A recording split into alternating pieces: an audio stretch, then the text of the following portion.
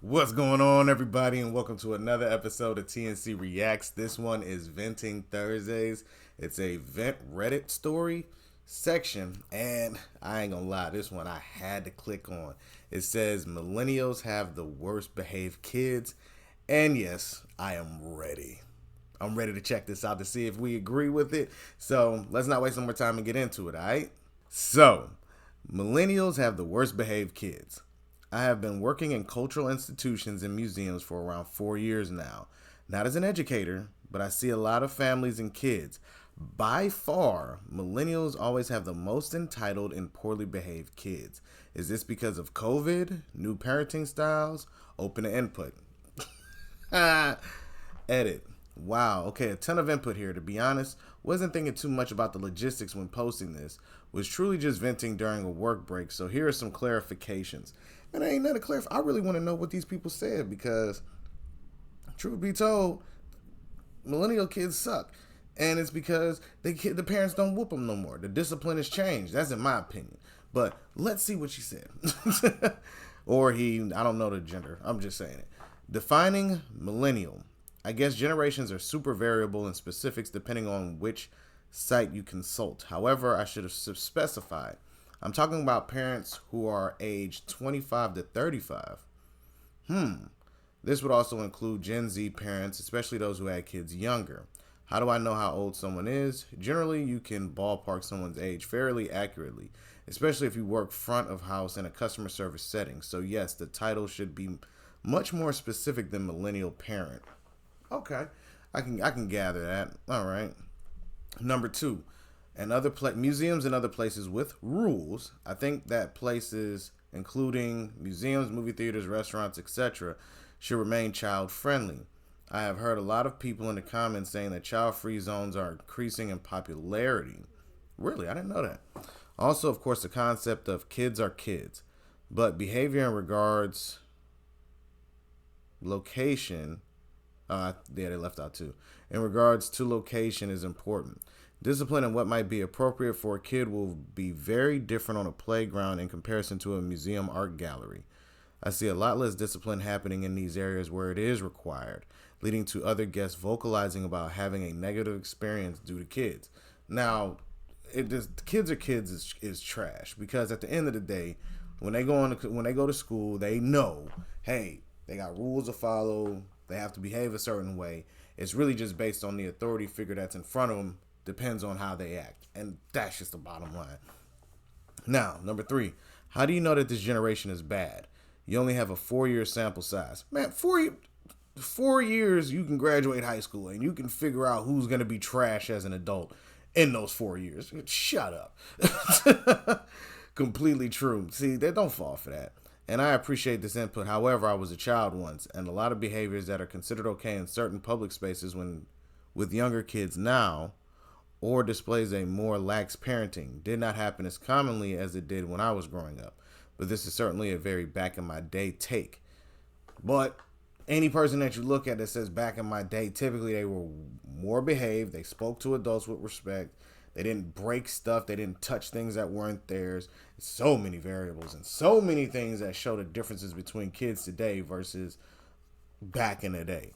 And number four, a thank you to educators. I really valued all the input from educators on this post, and I really learned a lot from their experiences with multiple age demographics. Now, number five, social and economic situations continually getting worse being a cause. I'm in the arts. I fully understand and have felt the impact of inflation and job insecurity. I'd argue that this does not open the floodgates for parents to allow their kids to behave poorly. Yet, there's far less support systems that parents have now. Now, first off, economic situations have no bearings. It's literally how you raise your children. You go back and look, early 1900s all the way up until now. Across the globe, you have people that are dirt poor, not eating a meal every day, that are way more behaved than the kids that get whatever they want when they want. Like she said, like the person said in the beginning, entitled. The kids that are entitled and less disciplined feel that or act as if they can do whatever they want. So get that out of here, man. I don't want to hear none of that. trash about inflation and job insecurity because it has no bearings on your children. They don't know nothing about that. And if your kids do know something about that, you're still not raising them right. That's just my opinion. Number 6, iPads. Yep, let's get it. This seemed to be a common response. Personally, I don't know if impacts from technology is something that I'm able to gauge that well, since usually kids have enough stimuli in museums to not require tablets, etc. I'm curious to know how this will look in the future, but maybe it's too soon to say the full impacts of the prevalence of technology on future generations. TikTok. If you haven't heard of TikTok brain or brain rot, or the fact that social media gives them instant gratification and they don't have to earn it, this is the reason why their decision-making skills are bad. This is why they can't retain information. They're constantly bouncing around because it almost helps exacerbate ADHD or ADD tendencies because they're getting the information so fast. Like, there's only so many images your brain is supposed to intake per day, and with iPads and other means of technology, they exceed it by like 100 times. So it's too much information for a young brain to receive on a daily basis. So that definitely has something to do with it. Overcorrecting.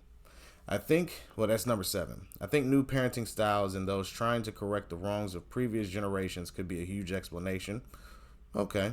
Normalization of abuse of children was far too common, but it seems that many in the comments have argued that some parents have taken it way too far in the other direction.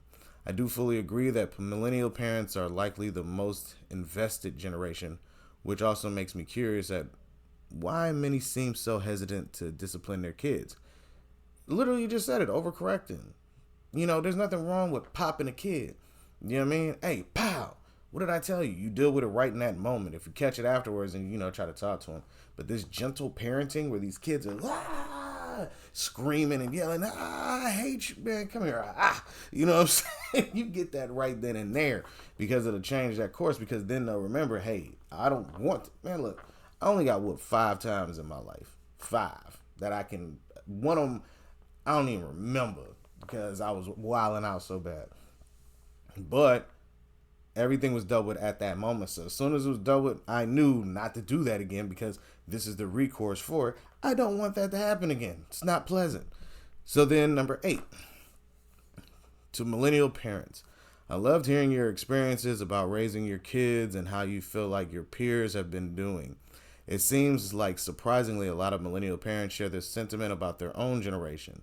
I also found it interesting to hear about how they manage screen time and navigating parenting in an increasingly digital age. Thank you all for reading. Now, we'll say this. All you have to do, give me a sec.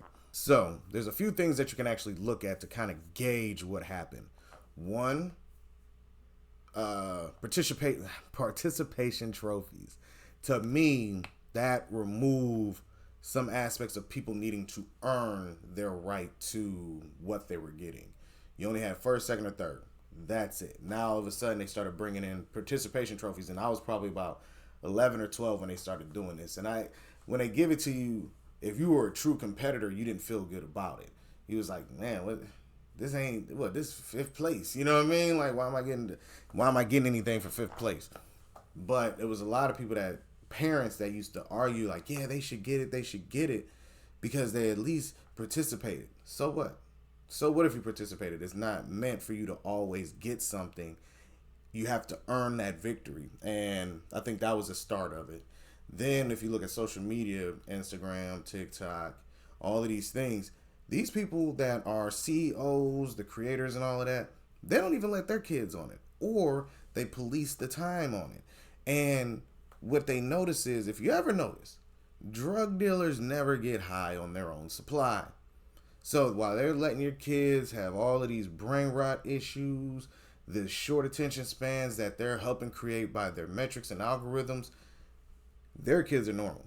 In the concept of patience, ability to learn, ability to adapt in a better way, better decision-making skills, things like that. If you think I'm making it up, please look up and research, because I'm telling you, it's a lot of things showing that the new age, this digital age, is dangerous. And it's even messing with adults too. So don't think it's just the kids that are in danger. It's also the adults, because you can see kids wilding out. Like I just saw this video yesterday. These kids are in, I don't know if it was a Walmart or something like that, but they are tearing up the store. Cops come, they say, hey, get out. They giving them all these options to get out. They don't want to leave until the cops start trying to arrest them. And then it's, oh, I didn't do nothing. I ain't do nothing. Whole time they cussing out the cops. They running around. They just acting a monkey. And then, boom, about to get arrested, they start fighting off the cops.